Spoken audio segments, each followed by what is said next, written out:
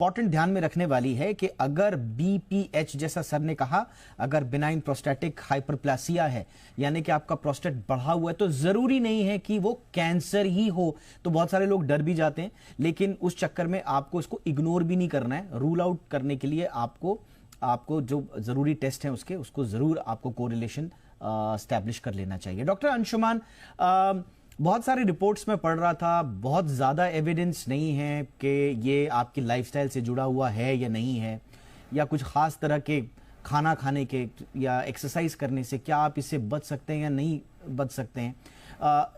ये क्यों होगा, कैसे होगा, अभी तक कम से कम जितनी स्टडीज़ मैंने पढ़ी हैं मुकम्मल तौर पर कोई भी नहीं कह रही। लेकिन आप सर थोड़ा सा इसके बारे में अगर बता पाएँ कि कौन सी वो चीज़ें हैं रोज़मर्रा के जीवन में जो एक पुरुष सामान्यतः करता है और उनको करते हुए वो प्रोस्टेट कैंसर की तरफ बढ़ रहा है, ताकि उन चीजों को हम रोकें सर।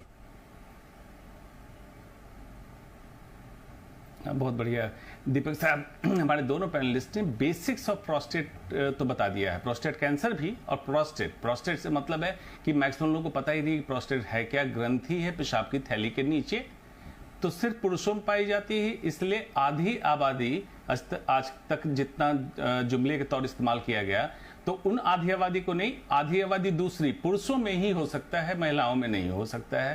पहला ये क्लियर कर लिया। दूसरी बात जो आपने कही, जो बाइडेन साहब के केस को लेकर हम लोग डिस्कस कर रहे हैं, आपको याद होगा शायद, जो बाइडेन ने फर्स्ट इलेक्शन मैनिफेस्टो में उन्होंने लिखा था, फोर्थ मैनिफेस्टो का पॉइंट था, will try to make US cancer free. मतलब सोचिए कि कितना उनको ये कंसर्न था, तो उनको हुआ।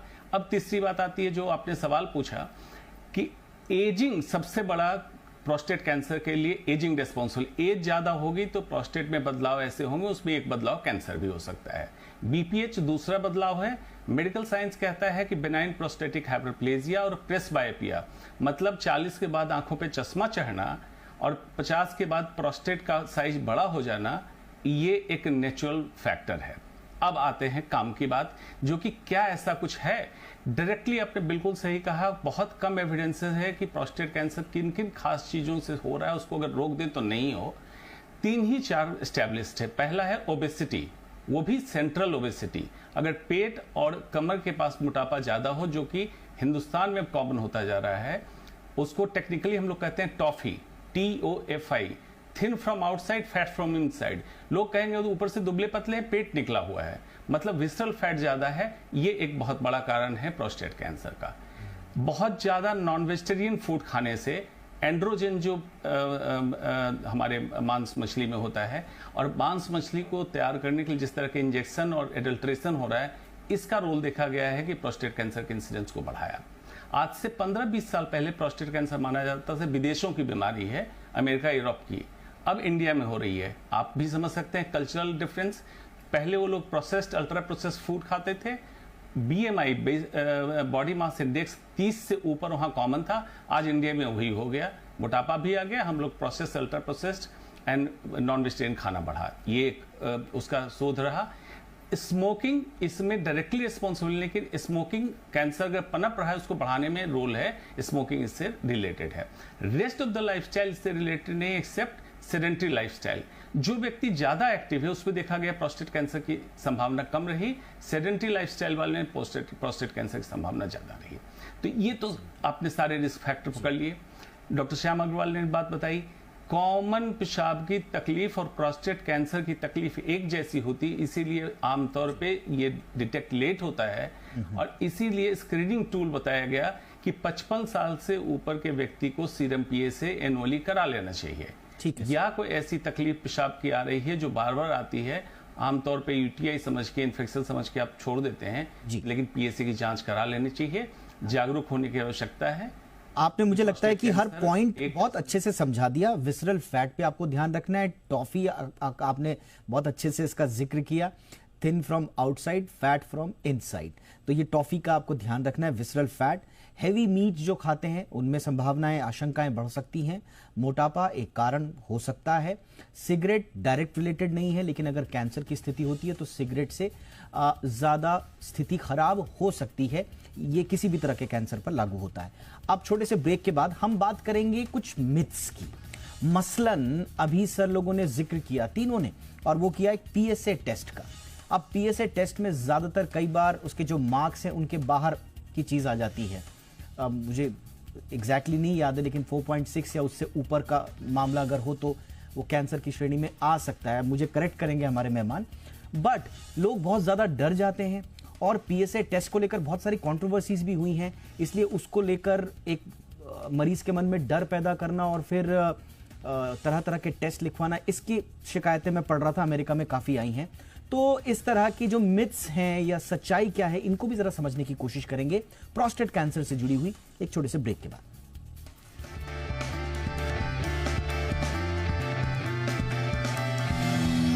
जानकारियों के बावजूद, एहतियात के बावजूद माना किसी को प्रोस्टेट कैंसर हो भी गया, तो क्या हम ये मान लें डॉक्टर अंशुमान की जीवन का अंत हो गया, कैंसर हो गया?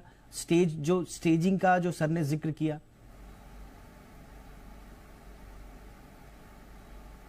बिल्कुल, बहुत बहुत देखिए, बहुत आपकी खास बात यह है कि पब्लिक कनेक्ट का सवाल आप पूछते हैं हर समय।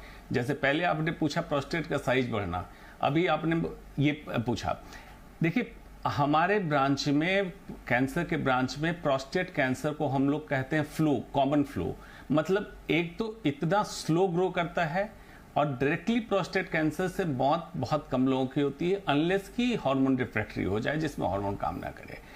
दूसरी इसमें अहम जानकारी ये है कि अमेरिका के एक्स प्रेसिडेंट को प्रोस्टेट कैंसर स्टेज 4 में क्यों डायग्नोज हुआ। सीरियल स्क्रीनिंग अगर उनके रूटीन नेशनल प्रोटोकॉल में है सीरम पीएसए का, इसका मतलब वो भी अपने पार्ट पे नेग्लिजेंट रहे होंगे। स्टेज 1 स्टेज 2 में इलाज नहीं हुआ। स्टेज 1 स्टेज 2 अगर प्रोस्टेट कैंसर डिटेक्ट होता है तो या तो सर्जरी के माध्यम से या रेडियोथेरेपी के माध्यम से पूरी तरह क्योर हो जाता है। स्टेज 3 में थोड़ा हार्मोन देके श्रिंक करते हैं, फिर सर्जरी या रेडिएशन करते हैं। और स्टेज 4 जो बर्डन का केस है, मैक्सिमम केसेस हार्मोन सेंसिटिव होते हैं, तो अंडकोश से जो टेस्टिकल ग्लैंड है उससे हार्मोन निकलता है टेस्टोस्टेरोन, इसका सप्लाई बंद कर दिया या एक उसकी दवा इंजेक्शन फॉर्म में आ गई, दवा दे दी, कट ऑफ होगा, एक हार्मोन की टैबलेट पे मरीज रहता है, 10 साल 12 साल आराम से चलता है। तो इसलिए प्रोस्टेट कैंसर हो गया तो ये समझ ले कि जीवन का अंत हो गया, ऐसा बिल्कुल नहीं है। पैनिक बिल्कुल प्रोस्टेट कैंसर से नहीं करना है। हमारी कोशिश होनी चाहिए प्रिवेंशन पे, अर्ली डिटेक्शन पे।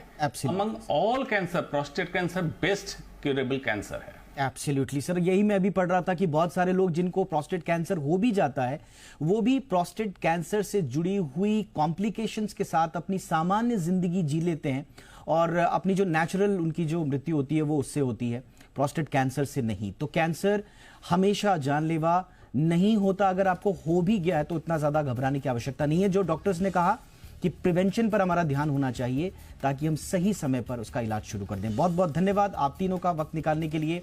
Doctor Anshuman, doctor Deshpande, doctor Agarwal, thank you so much sir. Show में इतना ही, अपना ख्याल रखिए, नमस्कार।